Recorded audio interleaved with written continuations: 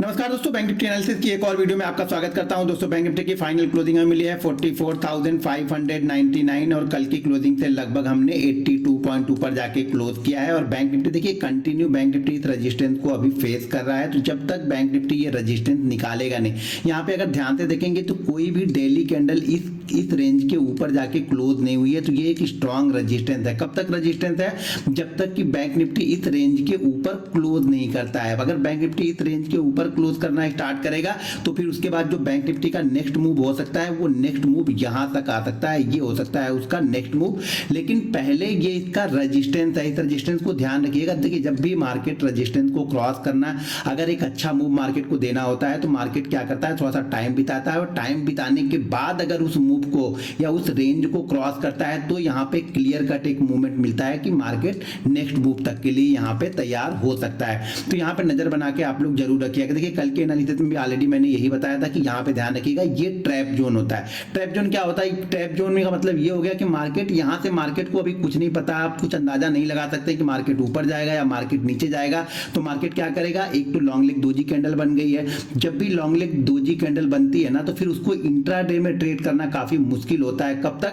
जब तक ये लॉन्ग लेग दोजी के ऊपर या लॉन्ग लेग दोजी के नीचे नेक्स्ट डे ये ट्रेड ना करे। तो ध्यान रखिएगा, जब भी लॉन्ग लेग दोजी बने उसके अगले दिन इंट्राडे में ट्रेड करना हमेशा ही मुश्किल होता है।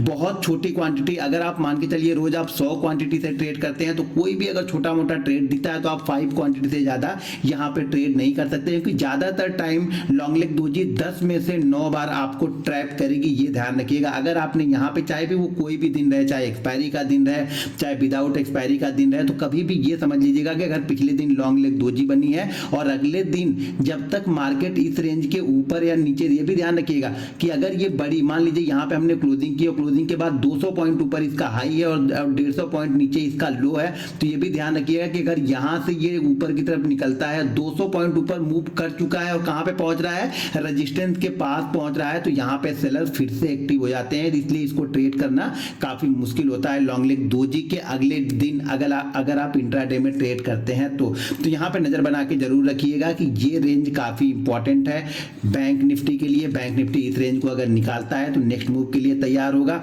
अगर बैंक निफ्टी, ये भी ध्यान रखिएगा, अब जो ये रेंज यहाँ पे जो बन रही है इंट्राडे में ट्रेड करने के लिए नीचे की साइड में, अगर इस रेंज को ब्रेक करेगा तो ही यहाँ पे छोटा मोटा एक मोमेंटम आपको मिलेगा। लेकिन ध्यान रखिएगा नीचे की साइड में ये जो नीचे वाली रेंज है ये काफी स्ट्रॉन्ग सपोर्ट है, जो कि मैंने ऑलरेडी आप लोग को वीकली चार्ट में बताया हुआ है। तो इस चीजों को समझिएगा कि वीकली चार्ट में ये बहुत स्ट्रॉन्ग सपोर्ट जोन। तो एक चीज ध्यान रखिएगा, ये बहुत स्ट्रॉन्ग बेस है। ध्यान रखिएगा सेलर एक्टिव तब होंगे जब इस रेंज के नीचे मार्केट क्लोज करना, यानी बैंक निफ्टी क्लोज करना स्टार्ट होगा, तभी यहाँ पे नए सेलर यहाँ पे एक्टिव होंगे। ऊपर की साइड में ये रेजिस्टेंस है तो या इस लेवल के आसपास बायर और सेलर दोनों वेट करेंगे। अगर ये मार्केट थोड़ा सा ऊपर निकलता है तो यहाँ पे सेलर थोड़ा अपना हाथ खींचेंगे और थोड़ा सा बायर के कंट्रोल में आते हुए मार्केट यहाँ पे बैंक निफ्टी दिख सकता है। चलिए 15 मिनट के चार्ट पे देखते हैं कि फ्राइडे को किस तरह की मूवमेंट बैंक निफ्टी में हो सकती है। यहाँ पे देखिए ये 15 मिनट का चार्ट, हमने 15 मिनट का चार्ट लगा लिया। एक चीज ध्यान रखिएगा, 15 मिनट के चार्ट में एक चीज क्लियर कट दिख रही है कि मार्केट अपने पिछले लो को यहाँ पे रिस्पेक्ट करते हुए दिख रहा है। तो जब भी कोई भी पिछला लो बन रहा है उस लो के नीचे यहाँ पे आके ट्रेड नहीं कर रहा है। तो इस चीजों को ध्यान रखिएगा, मार्केट यहाँ पे अपने पिछले लो को रिस्पेक्ट कर रहा है। तो इंट्राडे में भी सेलर कब एक्टिव होंगे? जब मार्केट अपने पिछले लो को ब्रेक करना स्टार्ट करेगा, पिछले लो के नीचे क्लोज करना या फिर इसके नीचे कंटिन्यू आधे घंटे 1 घंटे ट्रेड करना स्टार्ट करेगा, तभी नए सेलर इंट्राडे में भी यहाँ पे आपको एक्टिव होते हुए दिखेंगे। जब तक इस रेंज के बीच में बना हुआ है और इस रेंज के अंदर में मार्केट ट्रेड कर रहा है, तब तक ये ट्रैप जोन है। ध्यान रखिएगा, आपको लगेगा कि मार्केट यहाँ से ऊपर निकल जाएगा या यहाँ से नीचे ब्रेक कर देगा, इसके बीच में आप कोई भी होप ट्रेड लेते हो कि मार्केट इसके ऊपर निकल जाए या इसके नीचे निकल जाए, तो ध्यान रखिएगा आप ट्रैप हो जाओगे। तो शांति से बैठे रहिएगा, मार्केट को इस रेंज के ऊपर या इस रेंज के नीचे ट्रेड करने दीजिएगा, तो ही यहाँ पे आपको कुछ चीजें समझ में आएंगी, तो ही आपको ट्रेड यहाँ पे समझ में आएगा और ट्रेड दिखना स्टार्ट होगा। जब तक मार्केट इस रेंज के बीच में चल रहा है इंट्राडे में, तब तक ध्यान रखिएगा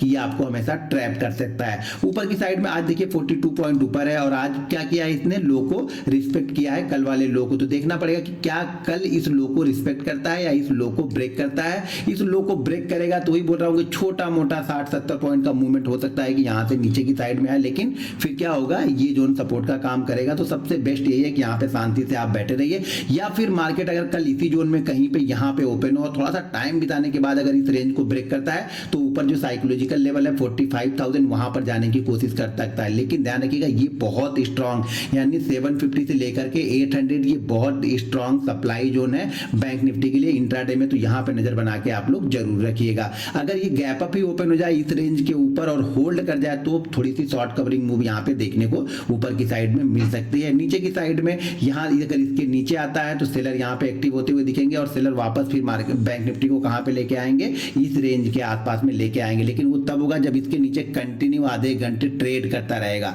अब क्लोजिंग आज की कहाँ पे है 600 पे, हम यहाँ पे कहाँ पे हैं लगभग 450 पे, तो 150 पॉइंट ऑलरेडी ये मूव निकल चुका होगा। तो 150 पॉइंट के बाद में इसके यहाँ पे रेंज बननी चाहिए, ध्यान रखिएगा। तो उसके बाद यहाँ पे रेंज बननी चाहिए, फिर उस रेंज को ही यहाँ पे सेलर ट्रेड करते हुए दिखेगा, या फिर मार्केट इस जगह पे रेंज बनाएगा और रेंज को अपर या लोअर जिस साइड में ब्रेक करेगा फिर उस साइड में ज्यादातर ट्रेडिंग होती हुई आपको दिखेगी। दोस्तों अगर वीडियो पसंद आए तो वीडियो को लाइक और शेयर जरूर कीजिएगा। मिलते हैं नेक्स्ट वीडियो में। जय हिंद।